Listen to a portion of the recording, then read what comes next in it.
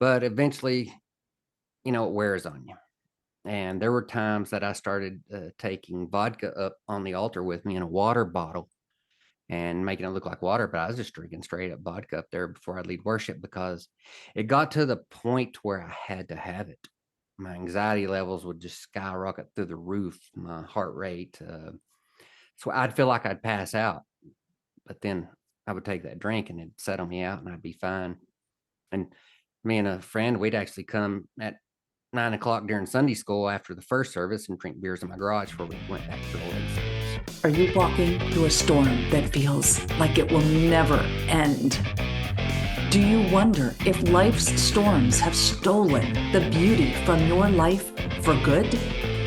You're in the right place. My name is Heather, and like you, I've been through a storm or two and wondered if life would ever be beautiful again. Here we share warriors' words, stories of discovering beauty after battles, and the worth in your wounds. Pick up your sword or boxing gloves and join the battle. Your words are powerful, my friends. Make them warrior words. Welcome, warriors. Stephen M. Bell is the author of Uncomfortable Truth, Faith, Failure, Redemption. Raised in the Church of Christ, he later served as a Lutheran music leader before finding his way home to the Catholic Church. Along the journey, Stephen battled addiction, loss, and fear. Yet through faith, family, and music, he discovered grace and purpose. Today, he shares his story to help others find hope, healing, and the courage to return to God's mercy. Before we hear from Stephen, have you heard about the nonprofit I'm starting? Please check out Ko-fi, and that's ko-fi.com, kofi.com/warrior words for all the details. Now, grab a tissue and join Stephen and me as he shares about his conversion, his experiences with addiction, loss, and fear, all of which led him to experience grace and finding his purpose. Let's rock. Hi, everybody. We are blessed to have Stephen M. Bell with us here today. Welcome to the Warrior Words podcast, Stephen. Heather, thank you for having me. It is my true honor to be here to tell the story. Well, then let's just jump right in. And what I had learned about you in the beginning was that you've had quite a journey through the church, and you started that journey in the Church of Christ. So let's start there. Yeah, no, that's right. I was born and raised Church of Christ. In fact, still to this day, my entire family is Church of Christ. I even have a Church of Christ cousin who's a preacher. And in fact, he and I used to have a little trivia contest at my grandmother's house. And of course, he always won. But yeah, so being raised up Church of Christ, I kind of always questioned certain things about things they taught and believed. Like, for example, they would say that they were the original church started by Peter. Well, I had Baptist friends, I had Methodist friends, and they'd argue that little point with me, but I just kind of would ignore that. But what really set me off and got the wheel spinning was when I asked my wife to marry me. See, in the Church of Christ, you're not allowed to have musical instruments in the church. But so on our wedding, I had written my wife a song and I played the guitar, but they wouldn't allow me to have my guitar during the wedding ceremony, and if it was in the church building. But if we moved it into the building in the back, that was called Family Life Center, I could play my guitar there and sing. Well, the question in my mind is like, well, a wedding is a sacrament from God, so it's pretty much the same thing as a church service. That we're just changing the location. To me, that didn't make sense. And so I always questioned certain things like that.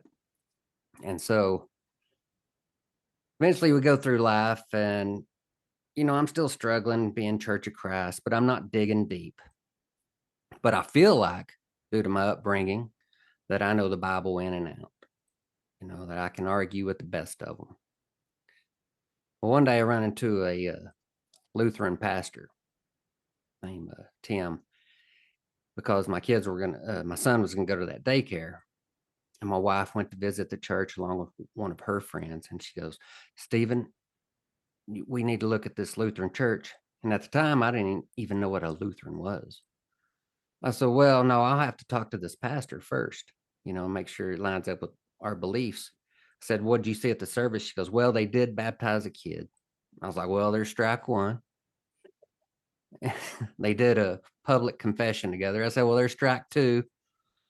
And I said, "But I'm willing to talk to him." Well, he ended up showing up on a Saturday evening or something like that. And he, I thought I'd take this guy to school. Well, he took me to school. He, you know, showed me how the early church used instruments in church, and that traditions from that time still carried on over, which I understood that. I was like, well, that makes sense. Because, believe it or not, there's actually some Church of Christ who do musical instruments now. They kind of changed up some things.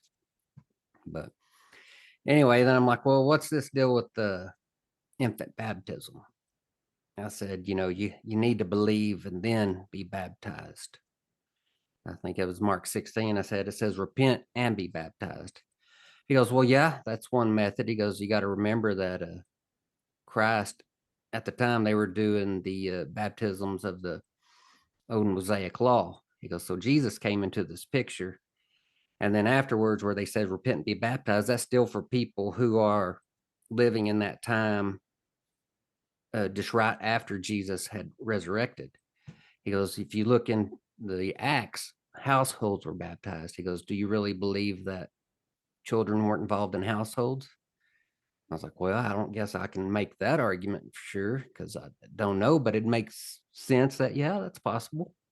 He goes, what about in the Old Testament, part of the covenant was circumcision after being born, after 8 days of birth. He goes, that was part of God's covenant. And the baptism is the same thing. It's a new covenant. Is that not offered to children as well? I said, well, that's a valid point right there as well.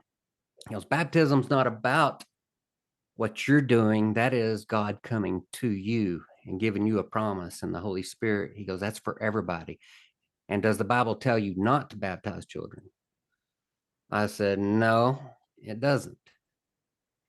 He's all right. Well, there you go. And then we went through like the Lord's Supper in the Church of Christ. The Lord's Supper is celebrated, of course, way different, but it is essential for the Church of Christ to do every Sunday. I remember if we were gone on a vacation, we'd have to stop by a convenience store and get some Welch's grape juice and maybe a saltine cracker. And we'd take the Lord's Supper on the road or wherever we were at that time.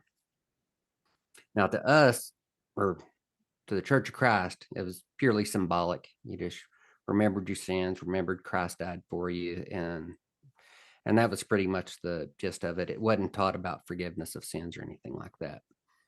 But after talking to this Lutheran pastor and then seeing the scripture of this is my flesh, this is my blood, and then he showed me the reaction of the people following him at that time and how they thought Jesus was crazy speaking like that and left. Yeah. And so that was something that really hit with me. I was like, so you're telling me that the communion, the bread and the wine, that you believe that Jesus Christ is really present in this meal? And he's like, absolutely. And that just blew my mind. I thought that's the most beautiful thing I've ever heard. And that is something I need to participate in, that I want to become part of. Well, and at this time, I was in a Christian rock band called 7x3. And of course, we're an eclectic group of people from different religious backgrounds. So we'd always debate theology. But Lutheran pastor at this time, because we decided to join the church, and he knew I was a musician, and he's trying to build up this church here in West Texas, because Lutherans are not very big in West Texas at all. It's pretty small. And so we played a few times there, and then that led to me becoming a full-time worship leader at the Lutheran church.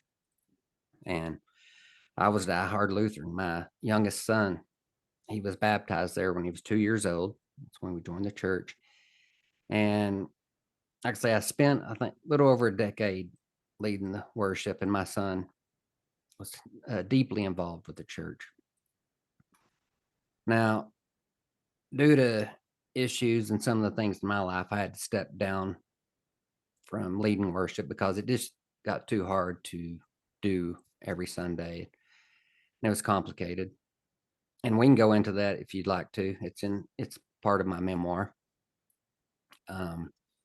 But what led me to the Catholic Church was my son at this time was 16 years old, and he loved reading books on religion. In fact, I think we had every writing Martin Luther ever had. I know he did in his room, whole library full. But he's studying why is somebody Methodist? Why is our family Church of Christ and they don't agree with being Lutheran? Why what's Islam? What's the Mormon Church teach? Anyway, I come home one day and he's like, Dad, he goes, you may not like to hear this, but I think we're supposed to be Catholic. I look at him, I said, are you crazy? I said, the Pope is the Antichrist and the whole church, they're all going to hell because they just worship saints and pray to dead people, and you call another man father. I said, that's totally wrong. And he's like, no. He goes, you need to look at what's called the church fathers and their writings. And then he also showed me Matthew 16, where the keys of the kingdom were given to Peter, and where the church will be built on this rock. And that kind of grabbed me. Now, what I failed to mention was that during my time as a Lutheran, I started going to college, and I went to a college called Wayland Baptist, and there they have religion classes for Old Testament and New Testament. And they brought up how scripture was canonized, but not one time was the Catholic Church mentioned, just councils were mentioned. And so it didn't sink in that that was the Catholic Church at the time. So my son brings this to me. I'm like, church fathers. And then I read about the church fathers and the councils that they had. I'm like, oh, they're Catholic. So this book I'm reading is the table of contents was put together by the Catholic Church. And then that led me into YouTube videos of watching Trent Horn, Jimmy Akin, Tim Staples. Because one thing I couldn't get past was, like, to me, and in fact, most people that believe this, is that Catholics worship Mary. And my wife had a big deal too with this part of the Catholic Church. Then I read the book by Tim Staples called Behold Your Mother. And it shows all these references of Mary, even in the Old Testament. And he put these pieces of the puzzle together beautifully on who Mary is and what she is, and how Catholics see Mary. It's not a worship.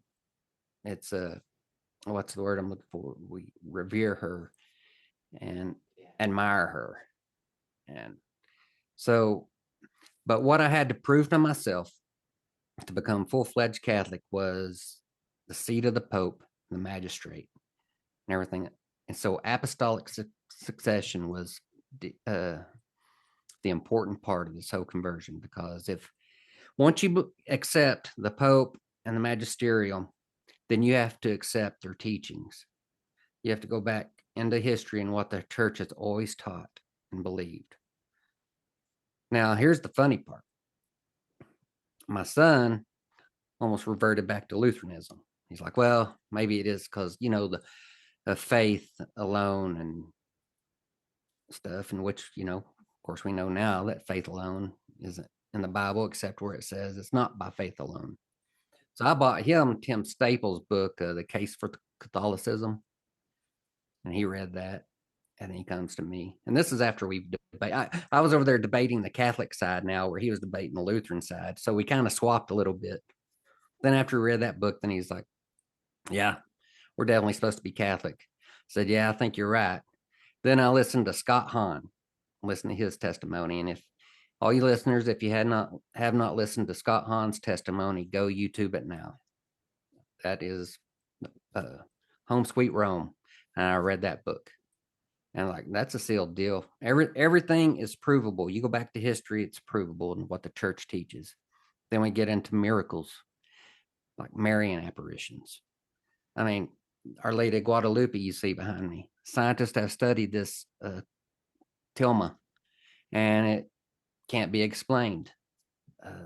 Other Marian apparitions, Our Lady of Lourdes, which is the most visited site in America. Well, it's second of the most visited places in the world because of all the healings that happen there and mystery. I mean, Lady of Fatima, you had 50 to 70,000 witnesses of this miracle that can't be explained. Eucharistic miracles that scientists have looked at. In fact, one scientist looked at one who was an atheist and he became a Catholic because it can't be explained. So you just put all these pieces of a puzzle together and it only leads you one place. And that's to the church that Christ established 2,000 years ago, the Catholic Church, the unified church of Christ. And that's how I became Catholic. So in 2019, we was accepted into the Catholic Church here in our local parish. And hadn't looked back since, because it's also been one of those things that saved my life. And we can get into that if you'd like. Because here's the thing that Protestants are missing out on now, and that is all the mysteries that the church has to offer. You have saints, you have prayers, you have priests, where in the Protestant world, all I had was a Sunday service to show up to. And I didn't have the true body and blood of Christ. Even when I was Lutheran, like they believe in the presence, but it's not consecrated. It's not a transubstantiation. And history proves that the church fathers believed what Jesus Christ said. And so now all these mysteries are given to us, and gifts and the seven sacraments are given to us here in the Catholic Church. And there's nothing like it besides maybe the Orthodox. Well, I absolutely, you gave me chills a few times when I was listening to your story. And one of my favorites is Our Lady of Guadalupe. And when I read some of the scientific tests and things that have been done and discovered in that tilma, it just blows me away. Yeah. It can't be explained. I mean, all the people's reflections in her eyes. Yes. Amazing. Yep. Yeah, and they didn't discover that until the 70s, when one of them was going over it through a fine microscope or something and saw that reflection. It's like, mind blowing. I can't believe that this type of stuff isn't talked about more. It almost seems like some things are just suppressed, and that part I don't quite understand. But maybe it's just because people just don't want to see it. Could be, yeah. Yeah. So I think a lot of people in and out of the church, I think, have difficulties with things that they can't explain, or things that just don't make sense. And it takes a lot of faith and trust to be able to dig into that. Well, and then it'd also mean that you were wrong about things. Like if my family members in the Church of Christ accepted those, then they would have to realize that, well, maybe they are wrong. And that third church, the Church of Christ, that really started in the 1800s, didn't start with Peter. So they would have to come to terms with that. And that'd be difficult. I mean, don't get me wrong, it was hard for me being raised that way, where I had to rewire my thinking and I had to look outside myself to really see that truth. And not everybody can do that. And they just can't. And I think our egos tend to get in the way, get in our own way. Oh yeah. Yeah. A lot of times. That's exactly right. That's the perfect word. Yeah. Yeah. No, that's the perfect word, ego. And all of us have one, and it takes a little bit to get past that. It does. It does. It's hard. Yeah. So you mentioned your book, and we can see it there. I love the cover of it. Okay. And yeah, if you could, you said that we could talk a little bit about what what transpired that made you step down, Yeah. and it was in your memoir. So Hmm. let's shift to that a little bit. Yeah, you bet. So my journey also growing up, I was, you could say I went through some traumatic events from some abuse to uh, a shooting I was involved in where I saw somebody get shot about 6 feet away from me with a shotgun and die there on the porch. But during my life, alcohol was always part of my life. So I remember being 4 years old, sitting in a chair having a half can of Budweiser while my family was having a party inside the house. Of course, those parties stopped, and my dad stopped drinking. But me, I still experimented and kept going. Like I say, my dad became a very influ- influential person in the Church of Christ. He'd do the prison ministry and stuff. So he turned his life around pretty well, especially the way he was raised. His dad shot his mother. And so, like I say, so I don't know if you've heard, but like trauma can, they're finding out, could have a genetic makeup with it and be passed on to children, not only just from the way we're raised, but there could be a genetic component in there as well. But alcoholism does run in my family, but I still, so growing up, I would drink. And then when I became Lutheran at this Lutheran church in particular, drinking was the culture. I mean, after every Sunday service, we'd go hang out at the bar and watch football, drink beers, meet at people's houses, have barbecues, drink beers, take shots. Even at confirmation, we'd have keg parties. I mean, it was just the culture of this Lutheran church. And so I was developing this habit and it was just progressing worse and worse. And believe it or not, in the Christian band I was in, we all drank. I remember the first day that I went to try out for the band, alcohol was brought up. And they're like, "Do you drink?" I was like, "Yeah, I drink." He's like, "Oh, I do too." And he pulls out a beer. "Here, let's go." So we drink beers during practice, after practice, go to the bar after practice, drink more. In fact, one time we did a charity event. We were the only Christian band playing, but I think we were the drunkest out of all the other secular bands that were there. Yeah. So it was just something embedded in me. I was a drinker.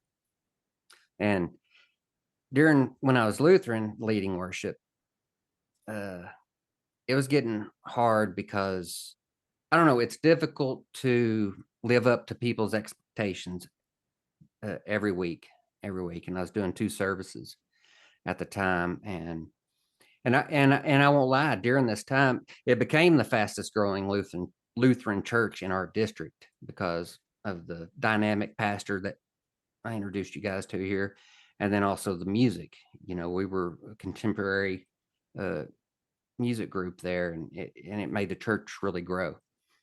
But eventually, you know, it wears on you. And there were times that I started taking vodka up on the altar with me in a water bottle and making it look like water, but I was just drinking straight up vodka up there before I'd lead worship because it got to the point where I had to have it. My anxiety levels would just skyrocket through the roof, my heart rate. So I'd feel like I'd pass out, but then I would take that drink and it'd settle me out and I'd be fine. And me and a friend, we'd actually come at 9 o'clock during Sunday school after the first service and drink beers in my garage before we went back for the late service. But then my mother ended up dying, and it was pretty much out of the blue. Then 2 weeks later, my older sister died, and that was out of the blue. Well, that sent me down a spiral, and that's when I had to step down. And then it got to the point where I was waking up probably about, I don't know, just the middle of the night because my body was telling me you gotta go have a drink. And so I'd wake up in the middle of the night and I would have to go drink, whether it was a wine or some vodka. In fact, beer was no longer in my life because it wasn't strong enough. Yeah. And so it got to a point now where it's affecting, because after I left the church full time, I went back to another job at Texas Tech, but it's getting to where I couldn't function. And so I reached out to not my direct supervisor, but it was actually his supervisor. I don't know what made me do that, but I did it. And just, well, well, probably because God, it was his nephew was actually one of the main counselors at a rehab center. And so I went to a rehab center, but I left early, which I shouldn't have, but they detoxed me. In fact, I went through 3 different detox, which I talk about these moments in my memoir because there's too much to go into right here with us together because it gets too detailed. But I did 3 different detox, and then finally I did my 30 days at the rehab. And but how this helps with the Catholic Church is that I became Catholic before I went to get sober. But then I reached out to Saint Tolbert, who was an alcoholic at 27 years old, who changed his life and started serving others in the church. And so I'd say a little prayer to him. And well, and that got me into that rehab. I think his prayers for me, his intercession for me, helped me reach that point. But then when I make it to rehab, I was going to leave early again. Because at this time, me and my wife are on rocks. I mean, she's done with me, which of course I don't blame her. I put them through a lot. And so I thought, well, I'm going to go to rehab just to get out of her way, give her some space. But I was going through withdrawal and they pulled me out of detox too early and they didn't realize it. Which I talk about this in my book as well, is that, I hallucinated a little bit because I'd crawl into bed and feel like somebody was crawling in next to me, which told me then, yeah, I should have still been in detox and I was out too early. But so I went to the counselor. I told her, I said, I'm leaving. I said, I cannot handle this. Uh, I'm just, this feels more like a prison to me. I've never felt so lonely in my life. Well, she called my wife and my wife talked me down, but I hung up the phone. I was like, well, I'm probably still going to leave. I went to pack my bags and then I just sat on the edge of the bed and I said, God, if you're real, or if this is my purgatory, help me out. I don't know what to do. I've never felt so lonely in my life. And right then in there, peace, an overwhelming peace that I really can't put to words, hit me. I was calm. My shakes went away and I was clear headed. I was like, I'm going to do this 30 days. And I walked right back out to the counselor and I said, let's tackle this thing. And I said, I'm going to beat it. Let's do this. She's like, wow, you even look different. I was like, yeah, I'm ready to roll. And so I did my 30 days, and whether coincidence or inspired by God, I left rehab the day of my birthday.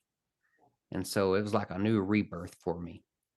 And that's it took me 3 years to finally develop how I wanted to live and how to get used to being sober because I've never been sober for this long. And so I had to almost relearn who I was.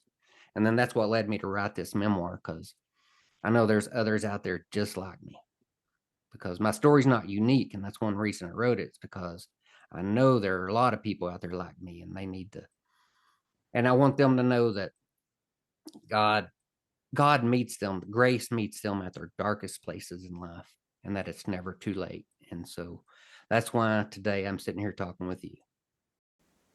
Well, that is wonderful because I was going to ask you what the impetus was for writing the book, and I think that's one of the best reasons. I think, a lot of times, people write books and maybe they write books for their glory or they write books to, you know, um, talk about themselves. And I think just by nature of a memoir, we are talking about ourselves. Mm-hmm. But I think it's all about intention and your goal. Your goal is not to say, look at me, I'm sober, I'm amazing. Yeah. It sounds a lot more like you're talking about, this is my story, but this is how it can potentially help someone else. Yes, it's God's story. It's about how He can move in your life, and it truly is. Because I'm brutally honest in my book, and you know, which I think a lot of people have appreciated that have read it. They're like, oh wow, for one, I didn't know this about you because I looked put together on the outside, but on the inside I was falling apart. And so I think some of the people that know me that have read my book were shocked with how honest and raw it was. But I knew that honesty, and this is the takeaway too, honesty is the key to success. If you're not honest with yourself and about what you're doing and how it's affecting others in your life, then you cannot move forward. And so when I wrote this memoir, not only was it healing for me, it was, I was able to look within and put this all on paper to share with others, just so they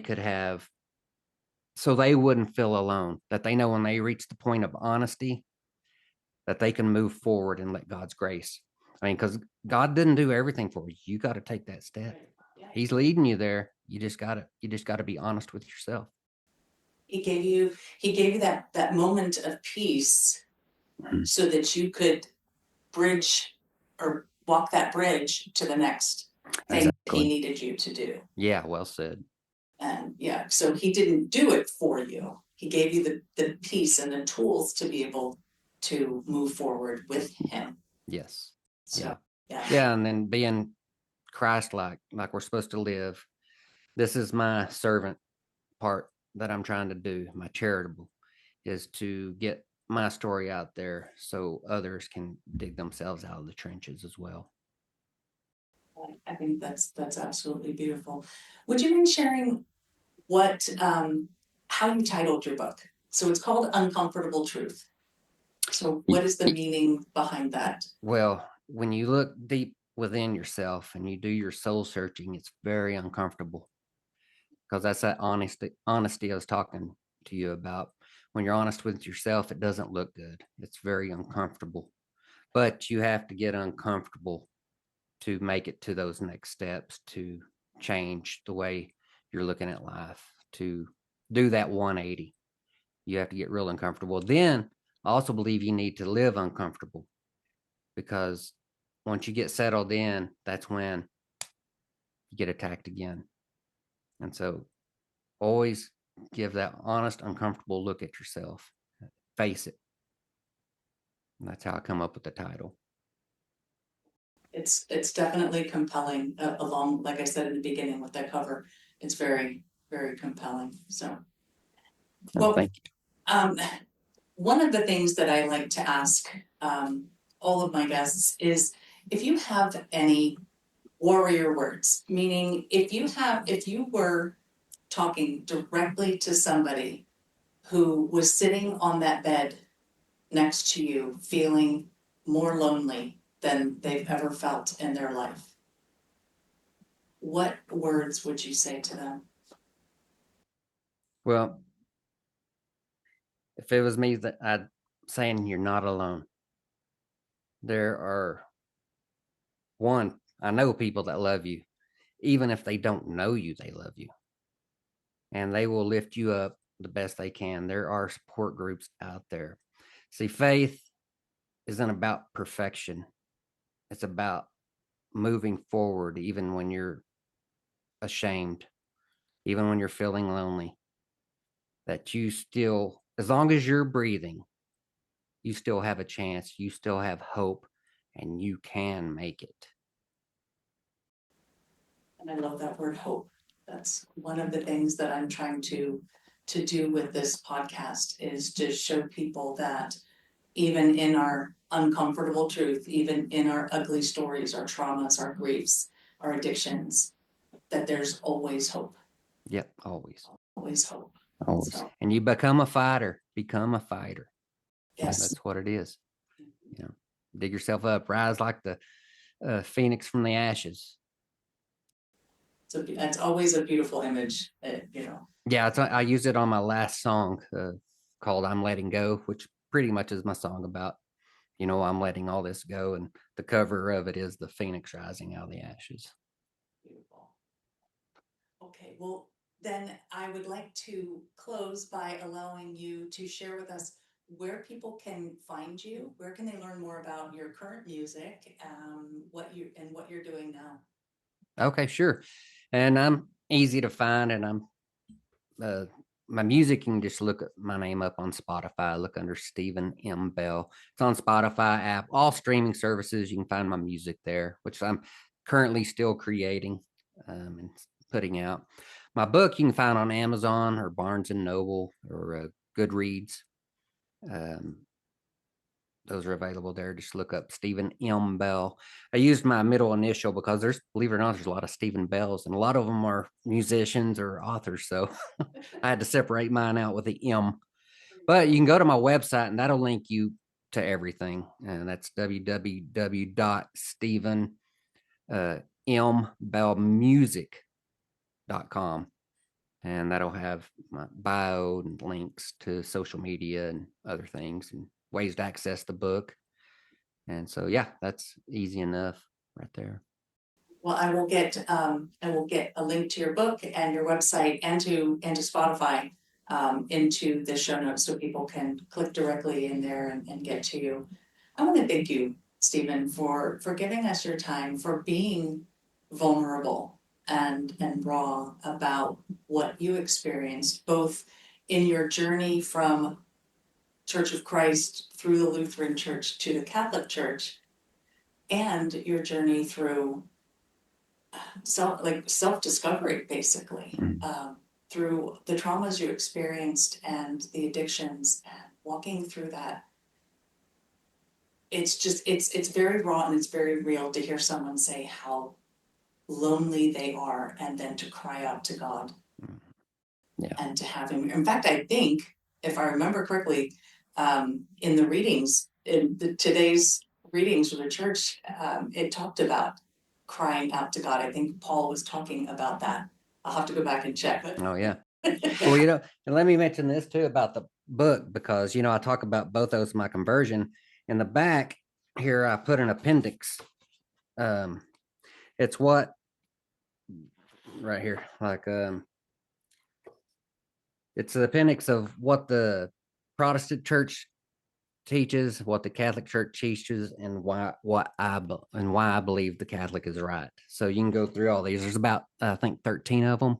So what do we believe about the communion and sacraments and stuff like that? And so there's a little appendix back here for those who may find it interesting to see what the differences are between the Protestant and the Catholic Church. Wonderful. Yeah, I think I did like that on your website. You had a page about myths and truths. Yeah. And I think that's very, very helpful. So thank you again for your time, Stephen. I really appreciate it. And I'm glad that I got to know you a bit and share your story. Oh, likewise. And I appreciate you having me on. Well, thank you. I love a good conversion story. God took Stephen on a journey of faith and self-discovery. And through it, he discovered who he is and what he was meant to do. So many stories I hear share about the purpose that was discovered through pain.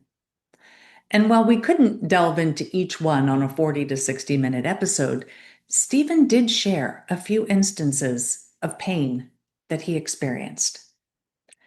2 family members dying unexpectedly, only 2 weeks apart. Seeing someone shot right in front of him.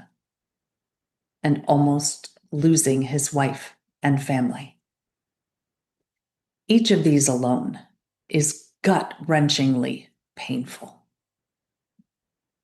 And each of these experiences contributed to him sitting on a bed, feeling the loneliest he'd ever felt. But I'd be willing to bet there was a lot more loneliness in his past that was covered up by alcohol. Alcohol does numb pain, but simultaneously, unbeknownst to us, actually causes more. But sitting on that bed, crying out to God in real, raw, uncomfortable pain. It was the most real and raw moment. It was Stephen bearing his soul to the God who loved him and wanted to see him step into his purpose. The purpose of helping others walk through the same pain and loneliness. Having walked through it himself, having allowed himself to become uncomfortable and do the work, he could now share his pain with others. He could now offer hope to people struggling like he did. There was one other thing that he said that really stood out to me. And that was his conversion story began with his teenage son. Honestly, how many times do we hear of parents listening to their teenagers? More often than not, we hear teenagers complaining that their parents and other adults don't listen to them. But Stephen didn't just blow off his son's declaration without hearing him out. Now, true, they had their debates, but sometimes that's what good conversation produces. They questioned each other. They really dug into what they believed and what the Bible said and what the churches taught. The church is blessed today with new members because a father listened to his son, because a father was open to his son's thoughts and ideas. First of all, I think that's something all of us parents can learn from. Our teenagers have value and worth, and we need to be open to their ideas. But maybe more importantly is the parallel we can draw from that. If an earthly father can listen to his son, how much more will your heavenly Father be willing to listen to you? Especially if you cry out to him in your discomfort. Something to think about this week. Until we meet again, armor up, fight the good fight, seek beauty, and make your words warrior words. God bless.